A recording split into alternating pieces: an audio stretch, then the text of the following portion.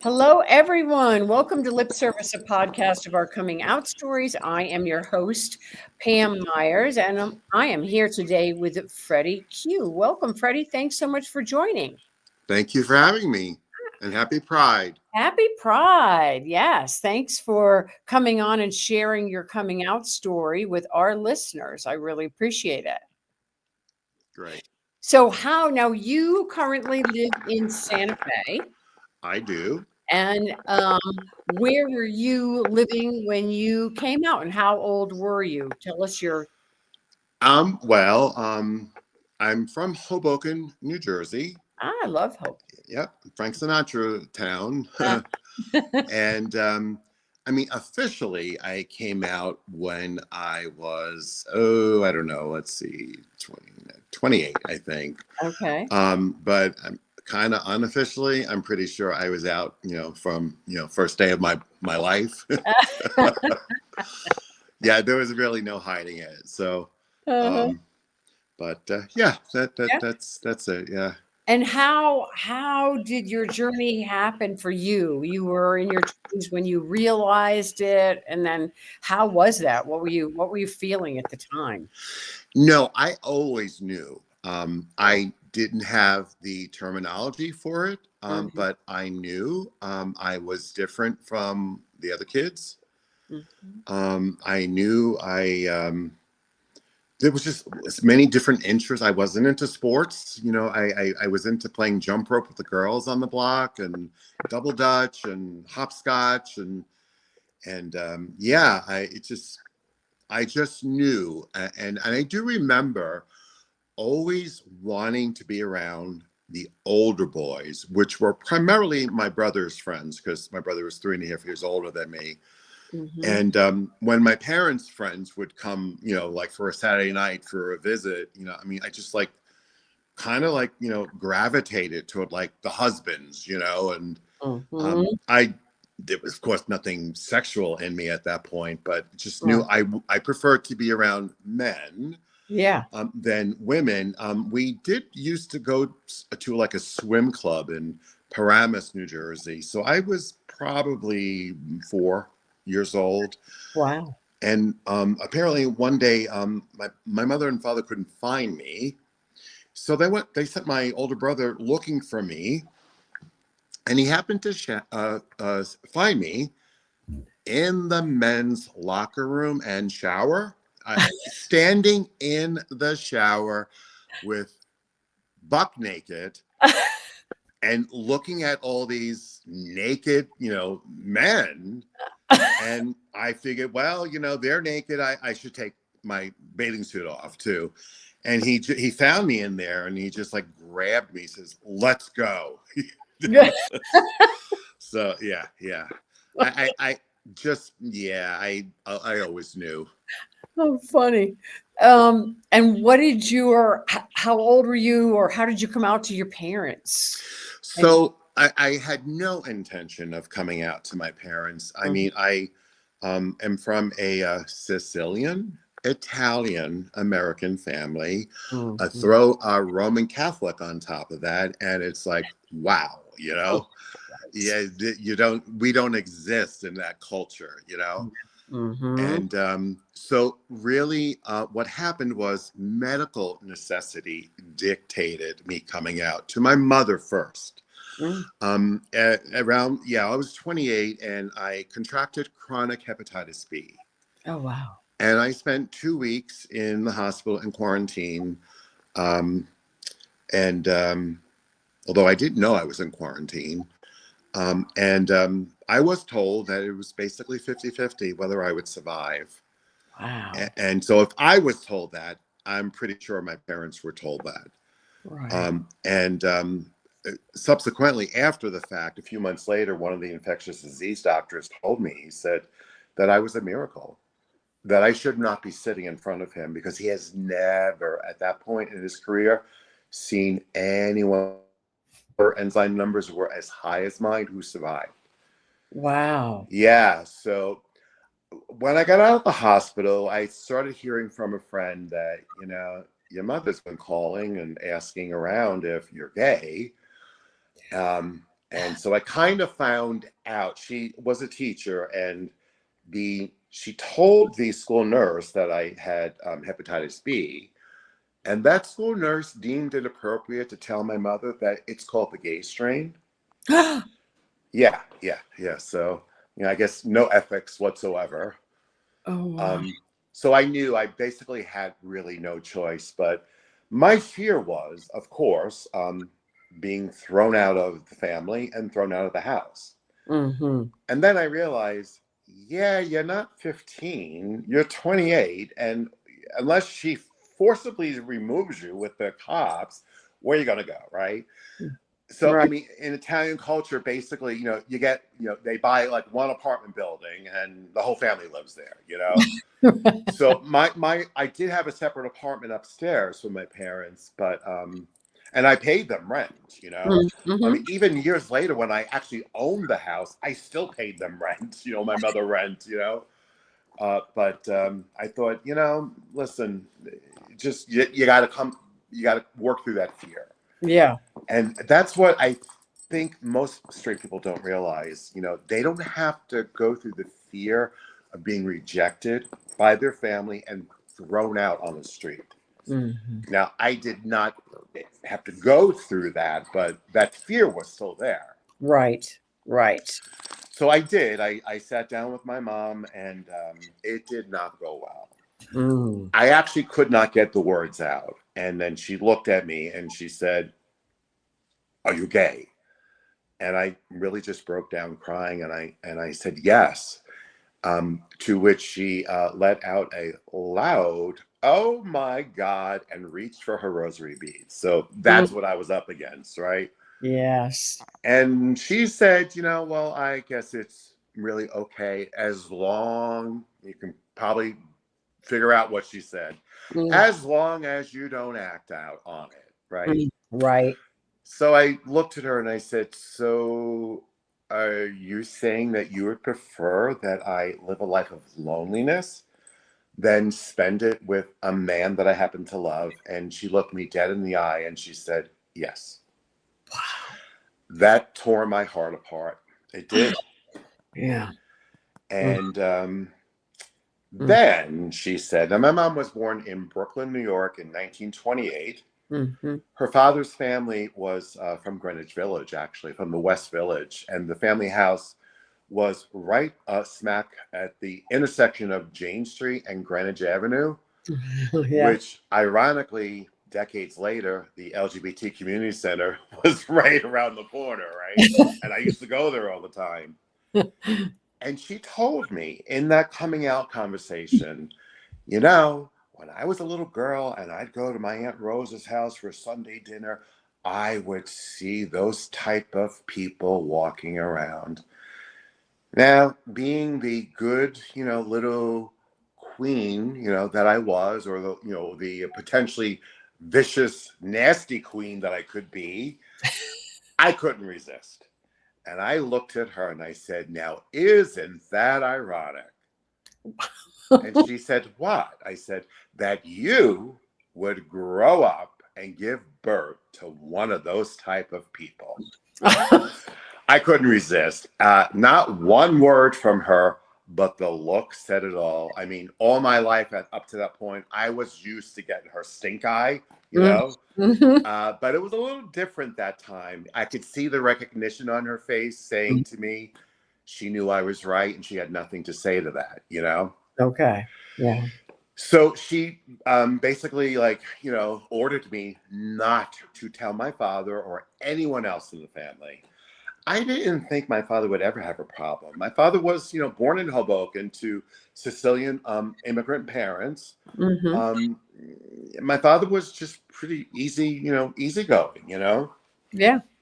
But I did not say anything. And for about 2 years, and I had always since my early teen years, had a problem with major depression, and it kind of reared its ugly head again. And I 2 years later, I had been in my first psychiatric lockup, and then a week or so later, I was going back again to a different hospital, Mm-hmm. and she said to me, "I think you should tell Daddy, because she thought my depression was all about the fact that I could not accept the fact that I was gay. Mm. It was not part. I mean, that was just a chemical thing inside of me. You know, it had nothing to do Mhm. with being gay. Right. So I did. I did tell my father, and his first reaction was to say no. To which I got up. Now, in the midst of major depression, you know, not knowing if I'd make it through tomorrow, I started bawling my eyes out, and I ran upstairs to my apartment. I didn't even make it up to the top of the stairs, and he was at the bottom, and he said, "No, no, no, no. I didn't mean it that way. You just took me by surprise." And he said, "I'm going to tell you something. I could care less. I just want you to live a happy life, whatever you want to do, whoever you want to be."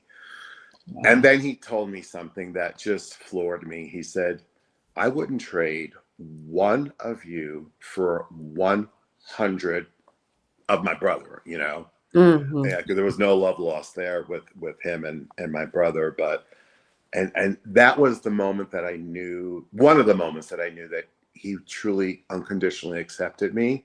Wow. The Hmm. first one was when I was in the hospital with Hep B, and he would come every day, and he would sit across the room because that's what everybody was told to do, you know, stay away from me. And of course, with Hep B, you have fatigue, a lot of fatigue. And I do remember just he came in and sat down, and we talked for a little bit, and I was drifting off, and I said, "Daddy, I need to sleep. Why don't you just go home?" And I did. I fell asleep for about 2 hours. And when Hmm. I opened my eyes, I looked over. He was still sitting there.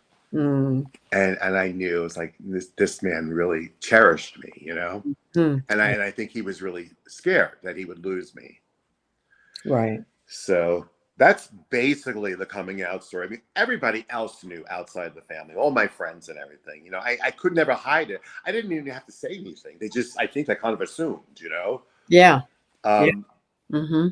but so speed up a decade. So my dad died in 2000.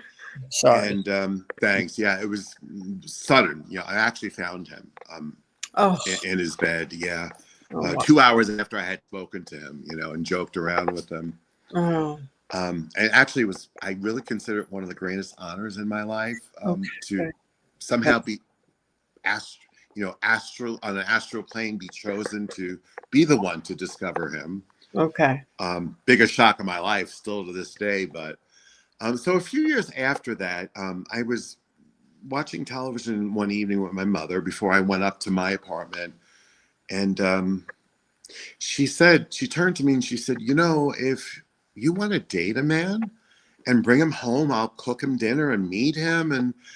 And I'm thinking to myself, Jesus Christ, that's the last thing I'd ever want to do, right? Wow. But Hmm. I knew that was the Hmm. point. I knew Yeah. she accepted, Yeah. and Wow. I subsequently realized after she died that she knew she would be leaving me alone because I had no familial ties with my brother from, Hmm. his doing. He not wanted nothing to do with me since I was a child. And then she said, "I'm very sorry. I owe you an apology." And I said, "For what?" And she said, "For all those hurtful things I said to you when you came out to me." She Hmm. said, "I always knew. I just didn't want to hear those words because I didn't want you to have a difficult life." Hmm. In my mind then, and kind of still now, I didn't get that. Like, why would my life be any more difficult than a straight person, you know? Right. But she's a product of her environment, her time, and her religion. And, Right.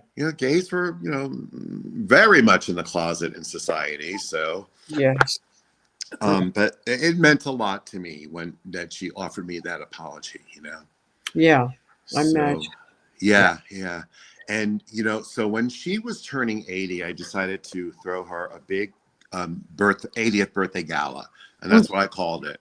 Mm-hmm. And she allowed me to dress her, to buy her outfit. And actually, so no, I should say, going back to when I turned 40, I did that first. Uh-huh. And I got her a beautiful, like, black sequined, two-piece, gown, with a bolo jacket and a black feather boa, and she wore that thing. She looked like she felt like she was a princess or a queen, right? Uh-huh. And then when she turned to 80, I did a similar thing, but not a boa. I got her a tiara. Oh. And she was just glowing. And she knew that if there's not anything else that I can do in this life, I know how to decorate and throw a good party. Wow. Well, Yeah. all in all, that sounds like it. I mean, it sounds like a lovely journey that you had, even though it had its rocky moments with your mom. Yeah, and also in Italian culture. Now, my dad was the Sicilian side. My Right. mother's family was from Naples area, right? Mm-hmm. So in the culture, it's usually either the only daughter or the oldest daughter remains single to take care of their mother when the mother is older, right? Mm-hmm. I did have one aunt who was 11 years older than my mother, her only sister, and she was never married. And after she died, it was even after my mother died, a family member told me that was why she never got married. Someone proposed to her when she was 40, and my grandmother said no. Her job is to take care of me. Wow. So my mother would always kind of say this to me. I always wanted you to be a girl. I always wanted you to be a girl. So Mm-hmm. about a year before she died, one morning I'm getting ready for work. I got her breakfast or coffee. I bent down to kiss her goodbye, and she said it again. And I stood up and I said, I'm going to put an end to this once and for all. She Mm-hmm. looked up at me and I said, you have got the best of both worlds. You've got a gay son who's staying home and taking care of his mother. Right. She beamed from ear to ear with a smile, and she just like nodded her head and she said, you're right. And that was the last time I ever heard her say that. How did that make you feel? Was it when she said that? I love your comeback. I love your reply to her. Yeah, yeah, it made me feel good because I wasn't coming from a sarcastic point of place. Mm-hmm. I Yeah. wanted her to know, like, all right, her life might have not have turned out like she wanted to, but she got so much more. Right. Yeah, Absolutely. Yeah. yeah. The best of both worlds. I love that. Yeah. And that, well, actually, she did concede. Yeah, I don't think I ever could have dealt with a teenage daughter. I'm like, yeah, Right. no, no. Yeah. Yeah. Uh-huh. Yeah. Wow. Yeah. Wow. And then how is life for you now? It's great. I mean, I moved out here in 2020, right? Right smack in the middle of the pandemic. Oh, wow. I did not move here from Hoboken. I had left Hoboken in December 2013, and I moved to New Hope, PA. Okay. I mean, it was the same house in Hoboken that I had grown up in from, when they brought me home from the hospital. Mhm. And even though I physically had a biological brother in this world, I had no family. I Mhm. really do consider myself the sole survivor of my family. Mhm. And I realized that, there's just nothing here for me anymore. Mhm. And it's not about memories in the house because they were actually bad memories. I Mhm. don't mean bad memories themselves, but I was in a state of depression Mhm. and not connecting with anyone and not feeling anything for 3 years after she died. So I thought, wherever I move, I'm just going to take them with me in my heart, my mind, my soul. Right. So I did move to New Hope for almost 7 years, a few months shy of 7 years. But in the meantime, I had visited Santa Fe in July of 2015, and I did have a partner at the time, but we did not live together. But we Mhm. came out here at his suggestion, And we were standing out in the middle of a field in Pecos on the Birds of a Feather community. Yes. Yeah, I know it well. Yeah. Yeah, and we're looking at this like empty lot, and I didn't even realize I'm looking at the Rocky Mountains, but it Uh-huh. was like, wait, it's like 95 degrees in the Southwest, that's really not much in the American Southwest, Mm-hmm. and I wasn't dripping sweat, right? Mm-hmm. It took me 5 years, but I realized for those 5 years in the back of my mind, it's like, I think I have to be out there. I just felt like I belonged here. He and I broke up amicably. He didn't want to come here, but I actually kind of broke up anyway right before I moved. But even though I had already made the decision, but yeah, I came out here and there was no looking back. Mm-hmm. No, I mean, there are certain things out here, like, I am older now. Healthcare is not as accessible as I'm used to back east. Mm-hmm. And, some friends back east were trying to convince me to come back. And I considered it for a hot New York minute. And then it took me 4 months to tell them, like, yeah, no, I made that decision like 4 months ago that there's no way I'm leaving here. Mm-hmm. I belong here. Mm-hmm. Yes. Um, Yeah. no longer Catholic in my mind, or Mm. Christian even, but although I probably live more according to the teachings of Jesus Christ than most self-proclaimed Christians. But and I am also a former seminarian, so I did spend four of my teen years, like from 14 to 18, in a seminary, high Yeah. school and college, Mm-hmm. and but you know what though? Moving here, and for the first time, I feel centered and self-assured and confident in myself, Good. and a sense of spirituality that I never ever could grasp onto in my life. Mm-hmm. And I just think it's being in this mystical place, Yeah. surrounded by these mountains, and I've always loved being in the mountains. So Mm-hmm. Yeah. yeah, Yeah. so So I'm go where ahead. I'm supposed to be. Is that where are you in Birds of a Feather? Do you live there? No, no, no. I'm actually in Rancho Viejo. Okay. Yeah. What turned me off to Birds of a Feather was like, yeah, I don't want to drive 30 minutes just to go food shopping. Yeah. Yeah. Right. Right. It's So beautiful. It's a it beautiful is. It area, is. Yeah. but it is a bit remote. Yeah. Yeah. Yeah. Yeah. So yeah, Yeah. I'm in Rancho Viejo. Which funny thing is, when on that trip, that first 2015 trip, my boyfriend and I stayed at the inn at Santa Fe. Mm-hmm. And I remember saying, the next time we come, this is just too far away from everything. It's too far out of town. We're staying closer to town. Never thought 5 years later I'd actually have a house built like 5 minutes further down the road from that inn. Oh, wow. And Yeah. it's perfect now because it's far enough away from the center of town or the center of the city, but close enough too. Right. I mean, I-25 is like 2 miles from me. Right. Yeah. So Yeah. and technically I'm not in the city limits, because I'm east of 25, but it's just beautiful here.